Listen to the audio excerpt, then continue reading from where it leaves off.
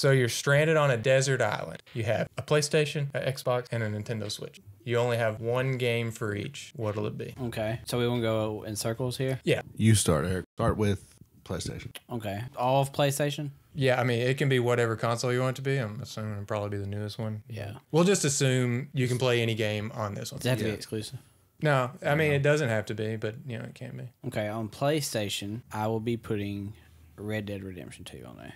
Well, this is off to a different start than I expected. Yeah. I was expecting exclusives. Yeah, well, I mean, it isn't required, but I did, in my mind, I'm preparing for a PlayStation exclusive, and then I just wasn't expecting you to go that way. I figured that Xbox would have been Red Dead Redemption. I'm not trying to sway you.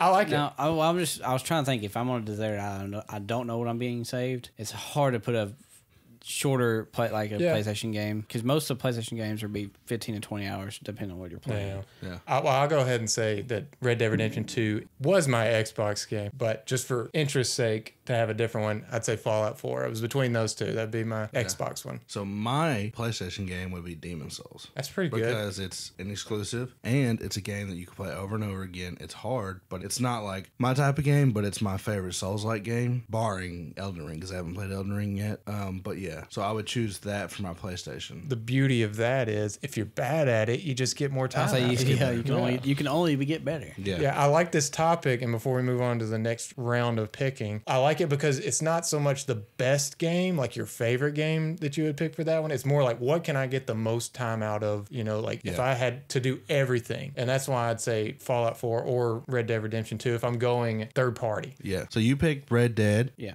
And then I picked Dark Souls. And what did you pick, Murley, for PlayStation? Fallout. No, well, I picked my Xbox. Since he went third party, I went ahead and said my Xbox. Your Xbox would be Fallout 4? Yeah. Would you? Yeah, because you can play Fallout 4 a lot. You can make new thousands characters. of hours. Yeah, and then you can, especially if, I'm assuming we're just going to allow mods. Yeah, we would. Yeah, because then you can really play that game forever. Yeah, I'd say with this in mind, you can do Ultimate Editions would be permittable. Anything you can get on a disc, like we'll say any game. So we're going back around now? Well, before we move on, with my Xbox one, I was very close to putting the Master Chief Collection. Yeah. But I felt like that was a little bit of a cop-out. Yeah. And also, it serves the purpose of a first-person shooter to say Fallout 4, and there's probably more time to spend there, so you kind of get both of it. But yeah, go. Cole, you want to start the next round? Yeah, I'll start the next round. I'll go with my Xbox pick, and actually I'll go with my Nintendo Switch pick. Witcher 3 on Nintendo. Oh, the worst place to play it. Oh, yeah. I don't think I could do that. Like, it's not a bad pick. It's just I would constantly be like, oh, I wish I was playing this on something else. Yeah.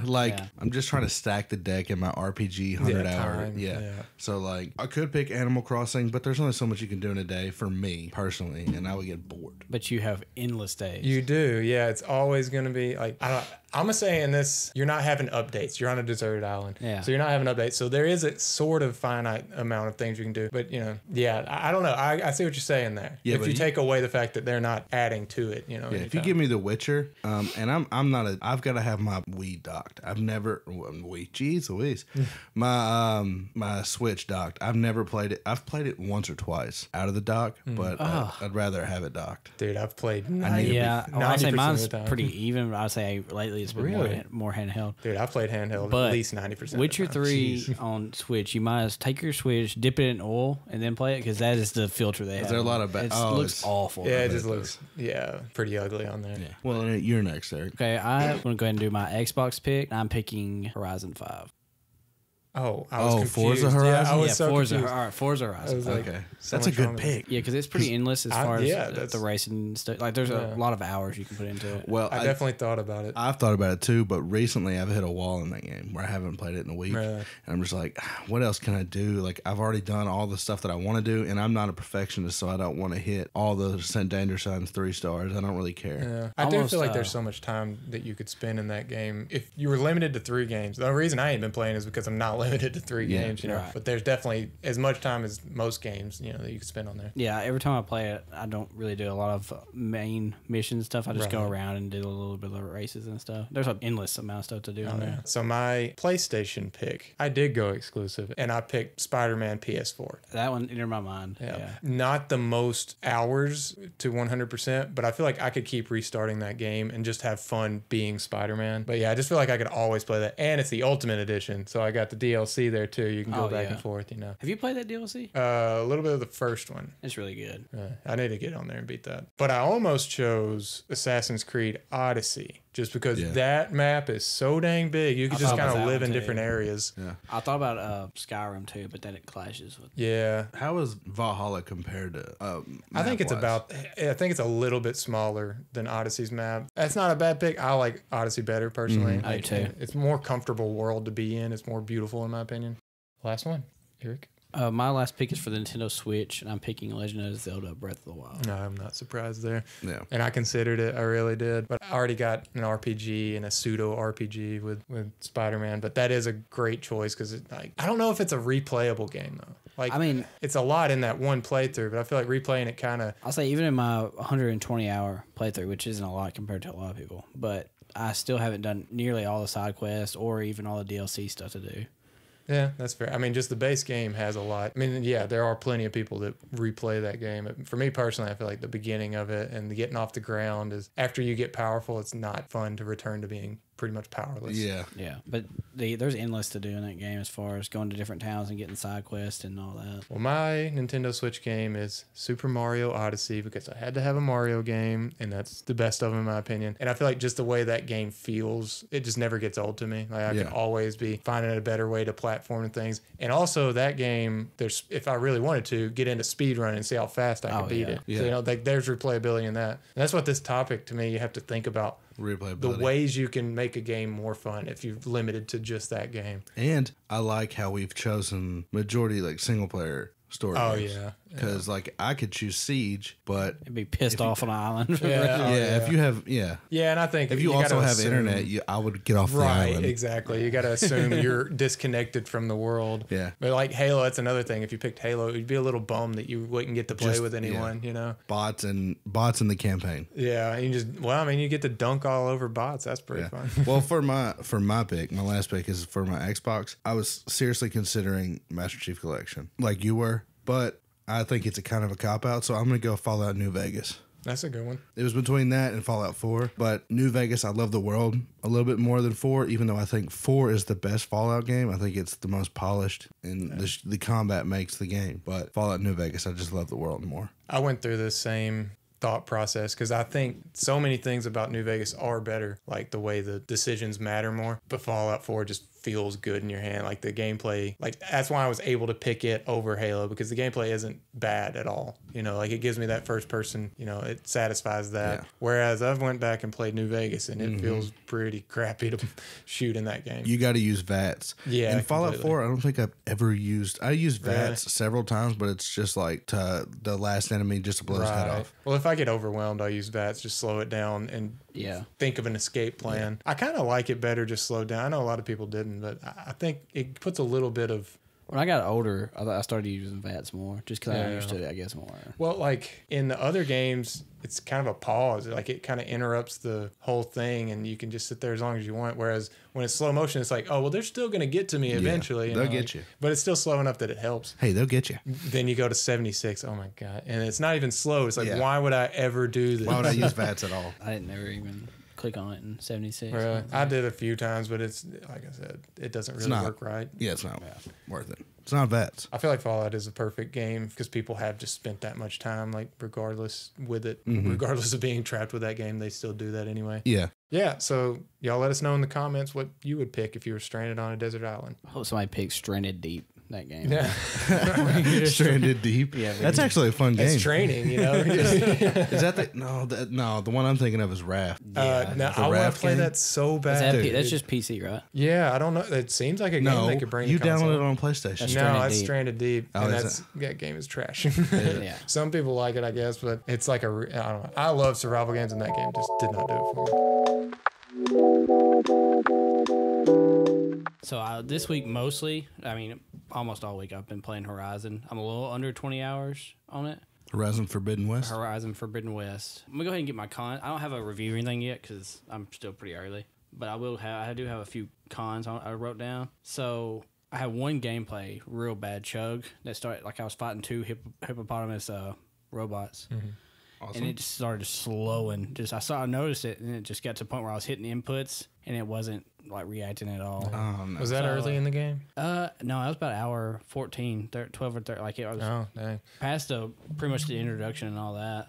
I was just gonna say I've seen people say that like early on there were problems with that, but as it like progressed in the game, they didn't notice it as much. Like it didn't happen as often. Since then, there's been an update, and I haven't noticed anymore. But that update did wipe out my PS5 this week. So was it so it was a Horizon update? I thought it was a system update. It was both of them hit at the same time. And that might have been what messed it up. They both were trying to do. But yeah, so I had a hard reset my PlayStation 5. But so the overall completion is about 25% right now, and I've played about 20 hours. Yeah, and then he showed me his map, and you see he played 20 hours, and you show his map, and there's like a whole 3/4 of the map that hasn't been. Yeah. Another nitpick I kind of have is still the climbing doesn't feel as good as I want it to feel. Yeah. It's so set on how they want you to climb that it won't let you do it on your own. Like when you scan, it's red, but then there's little yellow marks where you can climb. I'm like, just make the whole mountain. Like if the objective is at the top of the mountain, to make the whole thing climbable. Yeah. I mean, that's a tough thing to do. Parts like, of it, at least. We're used to that being a possibility with games like Uncharted does it so well. But Uncharted, that's what it's about. Whereas Horizon, that's a part of a bigger thing that, it's like a very small part of it. I understand it because it keeps them like where they can make it. Like well, if they made the whole thing climbable, you would find somewhere that you get stuck, So I get it. I see what you're saying. It is a little frustrating because that's how it was on Horizon Zero Dawn too. Sometimes I saw a place, I'm like, I can't get there without going over here to this yellow thing, But I will say everything else has been better than the first one for me. The side quests are amazing. All the characters that they introduce are amazing. And I just want to do so much more little stuff that I didn't really... I guess it's because I rushed through the first one to beat it before this one came out, that I wasn't really doing any of the little stuff. But this one, I'm really just taking my time. I played about 2 hours of the little board game that they have in the camps because that's so fun. Is it rewarding? Because a lot of times they put games like that in there and they give you get some money, but it's not really that worth your time. They give you XP, and of course you're collecting the pieces you use. So when you beat a board, you get a better piece. It's basically like chess, but you're picking your own chess pieces. Yeah. It's like Gwent. You win, you get your own card, or you get a better card to build your deck. But I've been they have a cool thing like if you see an outfit you want in the store, you can hit track and it'll track what you need to go get your stuff. Okay, I love convenient stuff like that. So everything is like streamlined. Where if you want whatever you want to do, it's easy to get to what you want to do on there. Yeah, that's great. Love when games do that. Probably in a few weeks I'll have a full review. I put it on pause to play this little game called Elden Ring.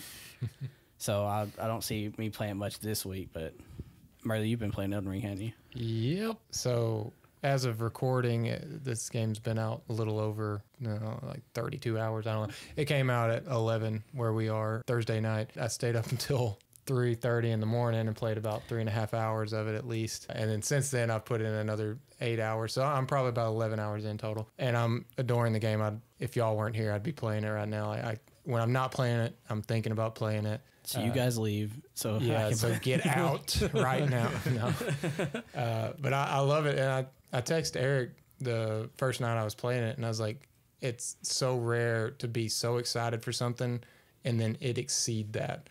Like my hype level was as high as it has been for any game, and it somehow thrust itself past that. Like it's fantastic. Everything I wanted from it, it is. And I mean, I've watched countless hours of trailers and early reactions and gameplays, but it's still, everything feels new. Even the stuff I saw is like, you don't know until you're actually coming up on that thing yourself how it's going to feel. The stuff you can discover on the side, just some random path that doesn't really look like it's going to be anything, and then all of a sudden a freaking giant is there.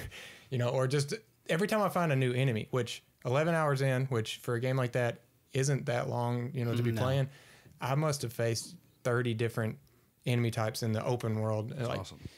There's so many assets in this game. I can't believe how many movesets they've created. It's insane, the scope of this game. And not to, I've played, I haven't played much of it, so I ain't gonna talk too much about it. But like the exploration reminds me a lot of Breath of the Wild. Of it, that why I love that game so much, of just starting in and going wherever you want to go. I love that openness to it. It's very similar. Like, it's crazy that it is. I don't know, because they, on face value, aren't similar. But when you're exploring that open world, it is this I'm just going to look around and whatever happens, I'll go to this. And then you go to that and you turn around and you see something else and you just go there. And so far, I don't have like a general direction that I'm being pushed in. And a lot of games, that wouldn't be a good thing for me. Like I want to be breadcrumbed in a direction. Yeah. But the natural discovery in this game is very similar to Breath of the Wild, where it's like whatever happens, you made it happen. Mm-hmm. But I want to say I've faced maybe 6 bosses so far. And, I guess if I was going to point out a negative, but again, like I'm so early that I can't fully say it's a negative because I know there's going to be better ones. But yeah, the bosses so far, like I came across one of the main ones they showed in the trailer, Magritte, and I immediately turned around because I know I've watched enough gameplays to know I was too early for that. I'd only been playing for less than 2 hours. I was like, I'm not going to do that. And I haven't had the desire to go back really to fight him, even though he's like a progression boss, because the world is so interesting. So I've just been exploring. But I've come across some small bosses in dungeons and such. Mm-hmm. And they're kind of, I think they're just breadcrumbed out bosses, like. Which I like. I like that. Yeah, I mean, it's fine, but it just feels like they took a regular guy and put a health bar on him for the sake of having this dungeon have an impactful end, which is fine because it's better than just getting there and fighting a horde of, small enemies. Yeah. And it's good combat, but they're not extravagant yet. I did come across one that was extravagant and he wrecked me immediately. So I did like 3 tries and I was like, I'm not going to be able to do this right now. The ones that have been the hardest are really good, but they put some in there that are supposed to be like, okay, here you go. Yeah. So that's a part of the let's get people in. Let's let people that aren't good at these games feel good for a minute. And then I'm sure they'll ramp it up. But I don't know if I like the attaching a health bar just for the sake of calling it a boss. Yeah. But that's really the only negative I have, other than one single crash that first night. See, I've had one crash, one or two, but it was more of like them signing me out.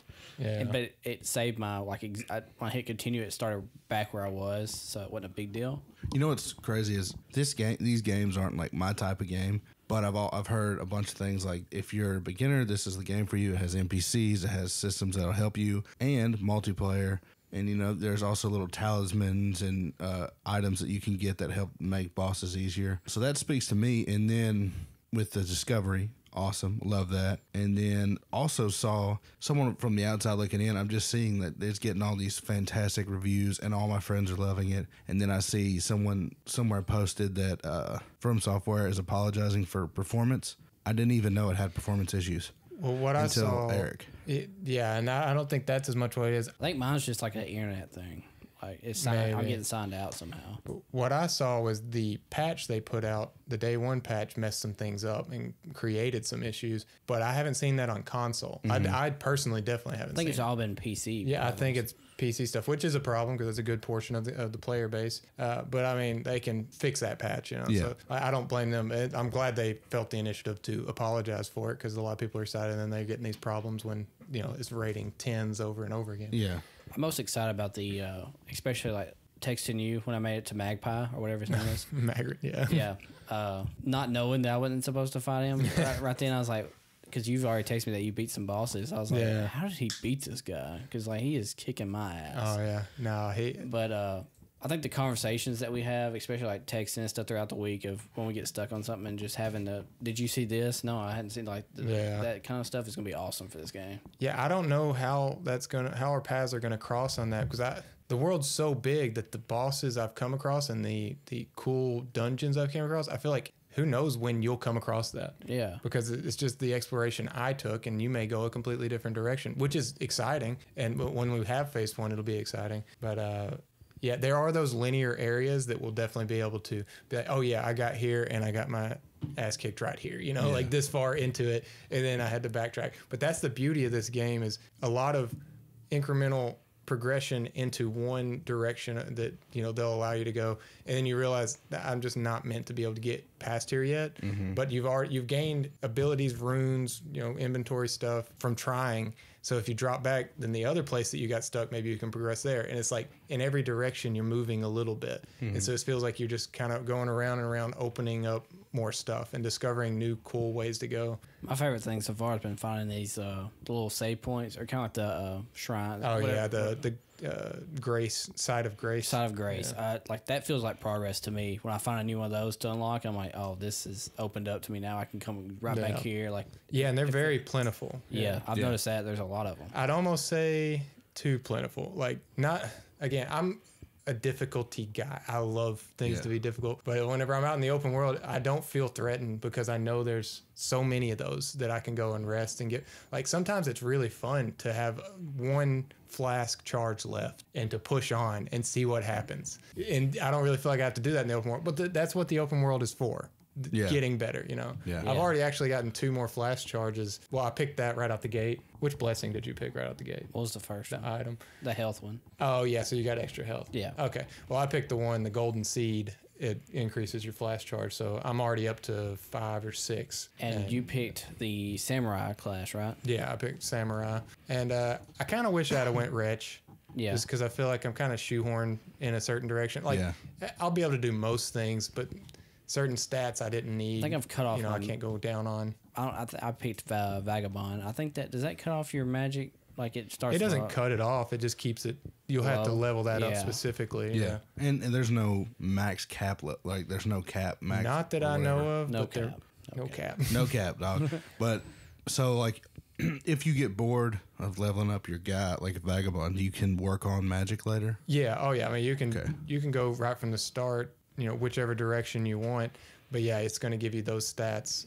I don't know if Vagabond, is it a lot of endurance or strength and endurance? Strength and endurance. I mean, that's a good one to start with. Yeah, that's what I'm going to pick. I mean, I picked the samurai, which is not based around, you know, magic or faith, and I've already leveled both of those up just enough to where I can use certain spells and certain what do they call the other things? Crap. Anyway, the faith version of a spell. Yeah. So yeah, I just want to have a variety of things I can do, but I'm also more powerful in melee. Yeah. Well, Cole and my roommate Michael were convinced that the maiden that showed up was a witch that was gonna just. She's a little suspect. Honestly, my prediction in my head was that she's gonna be a villain at some point. She's trying to get You mean One Eye Willie? Definitely a villain. Wildly attractive to me. I don't know what it is about her. Well, she's got one eye, so you know who else is wildly attractive? I don't know if you've ran into her yet. It's the one that's in all the promo stuff with the hat pulled down, and she's got a ghost hat, like coming off the side of her face. I don't know if I've seen her yet. She showed back up at that first church you come to for me, and dude, she's got like some ASMR voice thing going on. Like she whisper in your ear. Yeah. Well, I mean, I have my headphones on. I was like, that's keep it. talking to me, crazy lady. I just had mine on the TV. I like that sound. She's a cool character, though. She said she wasn't going to show back up, and I was like, dude, they promoted you like crazy, and this is all you are. She gives you, I can't remember what it was. Not the horse, because you get the horse from the other girl. The one that you give a sweet, sweet little hug to. Is that her? I think so. Nah, I don't think so. No, that one-eyed chick that's trying to get you to take her to the tree. Anyway, I still got to figure out the lore. That's a good place to transition from here. It's definitely far better told because NPCs feel like that's what they're there for. Yeah. And the other one's like they just do their own thing, and like you don't really have to talk to them. Like in this one, it feels like if you're passing them, you should talk to them, and they give you things like they have an attachment to this world that I haven't felt in other games. And I also want to say this game is way more warm than I expected it to be. Like things just feel cozy, like not the whole time. When you're out in the world alone, it still has that loneliness, which I love, but like at the round table that you go to, there's something more comfortable than cozy. Was a bad way. The shrine feels cold. The Firelink shrine does feel cold. Yeah. When you compare it to other Souls games, it doesn't feel nearly as off-putting. That's not even a good word either. What's the word I'm looking for? Pudding. No, I get what you're saying because it feels like when you go to a Firelink, it is more comfortable. Yeah, it's kind of like abandoned. It feels like you're past its prime, and then this world now feels more lived in, and there's people actually living here. There's NPCs. It's before destruction, kind of like that's the feeling I get from. Yeah, Dark Souls feels hopeless, and there's something to be said about that. It's kind of like a Tool video, you know, like this. It's cool, but it's very bleak. This one has that at times, a certain place you go, but there's hope to the world that I haven't felt in a Dark Souls or a FromSoft game. and I like that The about it. closest really may be Sekiro as far as like a world that's lived in. Because Bloodborne, it feels like it's just like past the point of saving at that point. Oh yeah, Bloodborne's worse than Dark Souls for that type of thing. Sekiro is just more aggressive. The world seems like it's more out to get you. Yeah. Whereas Elden Ring, obviously elements of it are there, but the world itself is. There's a lot of moments of calm in Elden Ring. Right. Yeah, and I think that's why I'm going to put hundreds of hours into it, because I can for once relax in a Dark Souls. Yeah, you're not game. like like red line tense the whole time. Have you seen have you seen the little sheep that just ball up into a ball and they roll away? Oh, it's the best thing I've ever seen. Even the sheep roll. Oh, one thing, slight spoiler. That's okay. I like spoilers. Yeah. Well, just for anyone listening, it's not like a story spoiler. It's more like there's a moment that could slightly be spoiled. But I opened a chest in a dungeon, just a random dungeon, and all of a sudden fog started coming out, and it said something about you're being transported somewhere. And I pop up on the other side of the map. Really, at the time, I didn't know where I was. I go outside, and it's completely different.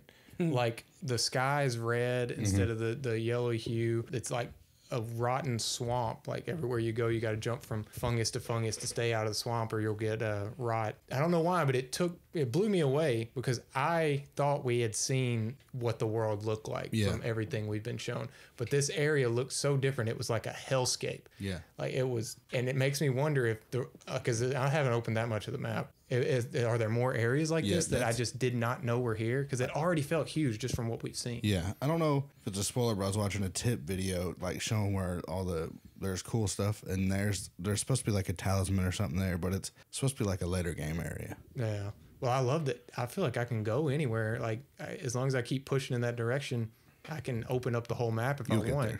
Of course, it's going to be frustrating, and you're going to run your head into a wall a lot. But the open world, you can really just run by a lot of things when you get, something's after you. Yeah, I ran from that first troll that dropped from the in that cave, dropped from the ceiling with those archers. I said, no, I'm not even doing this right now. Yeah, but as we progress more, we'll discuss this more. It may not be a main topic because this is such a big game. We won't complete it. Probably at the same time. Down the line, I think we'll probably have a big episode about when we all have kind of seen what there is to see on this game. Yeah, right. And I haven't even gotten it yet. Like boss rankings and stuff like that. I think that's a good place to leave it, though. I do feel like it's a game that is going to define 2022 as a game that people talk about throughout the year because there's so much in that game. I think people will talk about this game for the rest of their life. Yeah. Like Last of Us. Yeah, I mean, on OpenCritic, it's the #1 game. Like, it's tied with a few other things at a 97. Yeah. That's crazy, man. Like we just experienced a Breath of the Wild type release. It's happening. From what I've played, I attest to it being every bit of that game.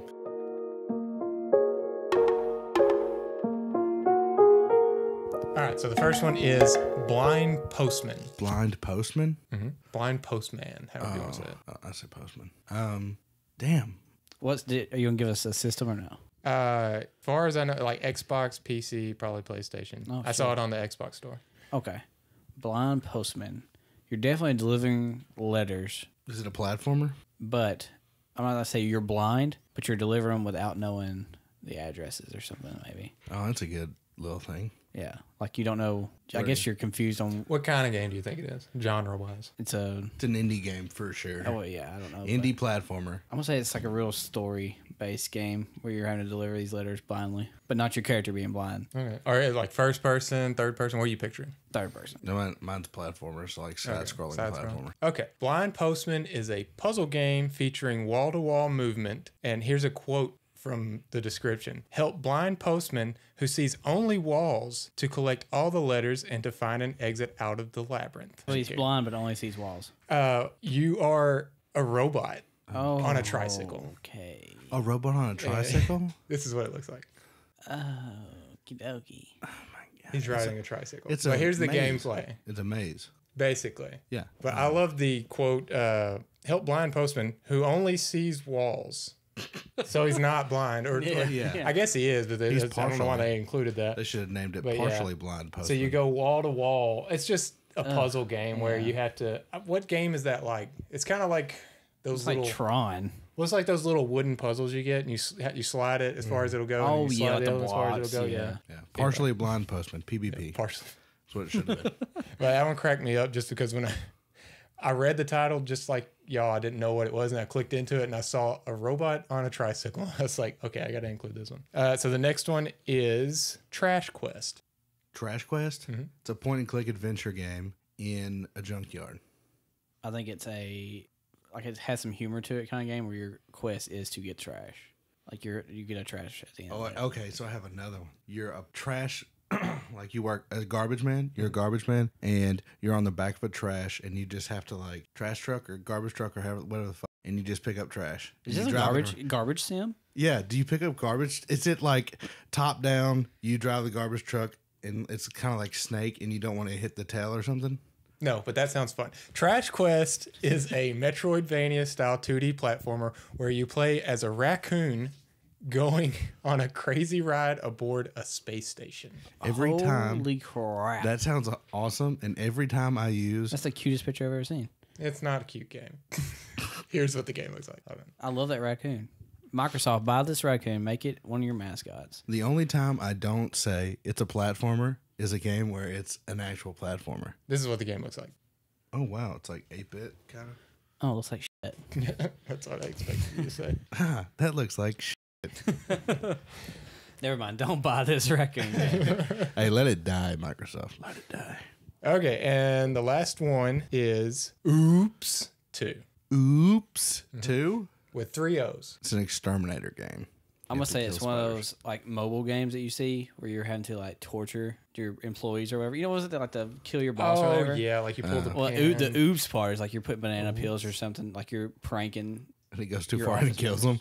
Yeah, and it's like, oops. What was your guess? I think I remember seeing this somewhere. I don't know, on Xbox or something. Maybe. And you kill spiders. That is where I saw it. You do not kill spiders. Let's kill it with fire, right? Oops 2 is, quote, the game for the whole family based on the popular movie. Oops. What movies? Oops 2. Never heard of it. Not too popular. It must be overseas. Hold on. It was popular enough to get a fucking sequel.